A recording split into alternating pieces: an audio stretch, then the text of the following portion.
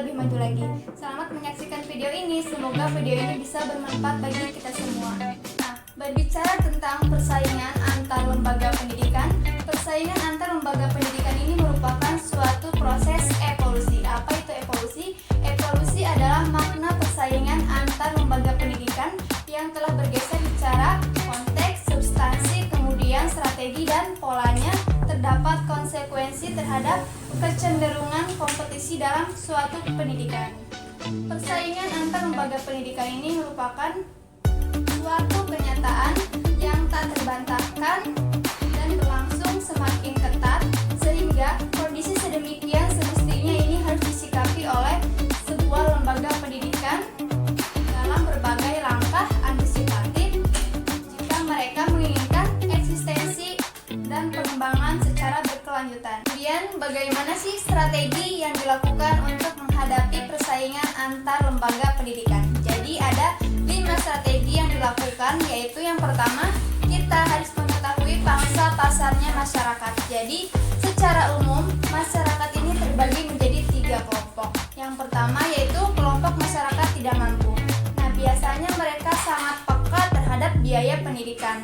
Kemudian, golongan ini akan memilih suatu lembaga pendidikan tertentu yang memang mendasarkan kemampuan keluarganya. Kemudian, mereka cenderung berpikir rasional terhadap pendidikan. Kemudian, faktor kualitas ini menjadi alasan yang berikutnya. Yang kedua yaitu kelompok masyarakat menengah.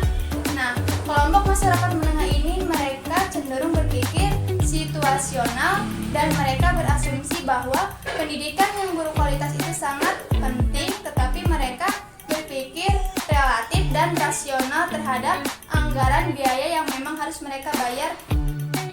Kemudian yang ketiga itu ada kelompok masyarakat mampu. Nah, kelompok masyarakat mampu ini mereka cenderung menutup mata terhadap biaya pendidikan yang harus ditanggung dengan alasan kualitas. Kemudian mereka tidak peka terhadap biaya pendidikan, sehingga golongan masyarakat mampu ini pasti mereka akan mencari suatu pendidikan lembaganya itu yang memang telah teruji dan berkualitas. Langkah yang kedua yaitu diferensiasi. Nah, pada langkah ini yaitu dengan cara memaksimalkan potensi yang dimiliki oleh suatu lembaga pendidikan. Lembaga pendidikan yang berhasil karena mereka memiliki keunggulan dibandingkan dengan lembaga pendidikan yang lainnya. Yang pertama, mungkin mereka memiliki keunggulan dalam kurikulum dengan program pendidikan.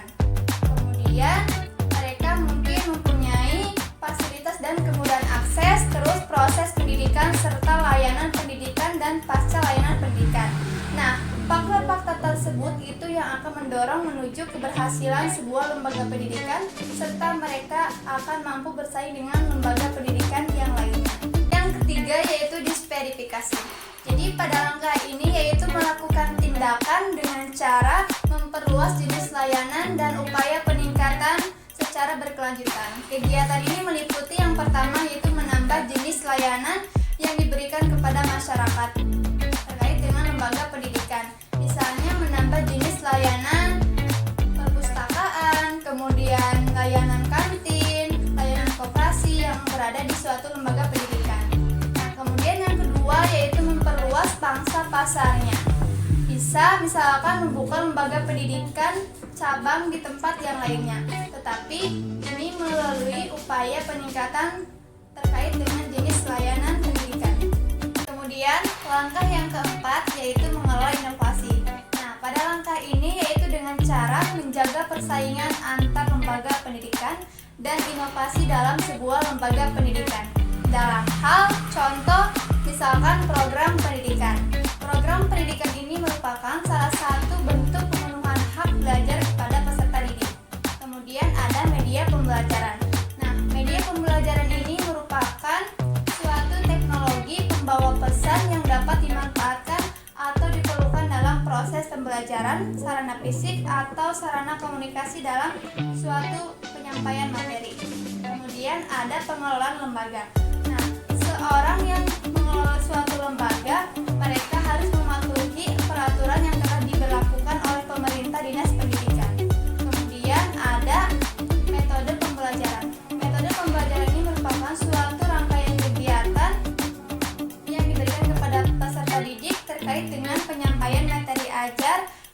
mencakup segala aspek sebelum, sedang, dan sesudah proses pembelajaran, apakah menggunakan fasilitas yang terkait secara langsung atau tidak. Kemudian ada sumber belajar.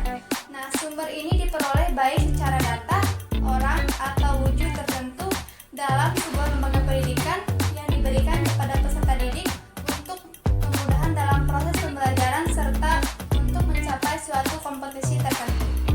Jadi, langkah yang kelima ini yaitu bagaimana cara kita mengelola suatu kultur organisasi. Organisasi lembaga pendidikan ini sangat menentukan sebuah lembaga pendidikan. Maka, organisasi lembaga pendidikan yang sehat ini dilihat dari dinamis dan utuhnya sebuah lembaga, sehingga mereka memiliki kesatuan yang kuat untuk menuju kemajuan dan mempererat kesatuan dalam sebuah lembaga pendidikan dan mampu bersaing dengan lembaga pendidikan yang lainnya. Nah, jadi kesimpulannya pada video tadi ada 5 langkah strategi yang dilakukan untuk menghadapi suatu persaingan antar lembaga pendidikan. Yang pertama yaitu kita harus mengetahui pangsa pasarnya masyarakat. Kemudian yang kedua, kita lakukan langkah diferensiasi. Kemudian yang ketiga yaitu kita lakukan langkah disverifikasi.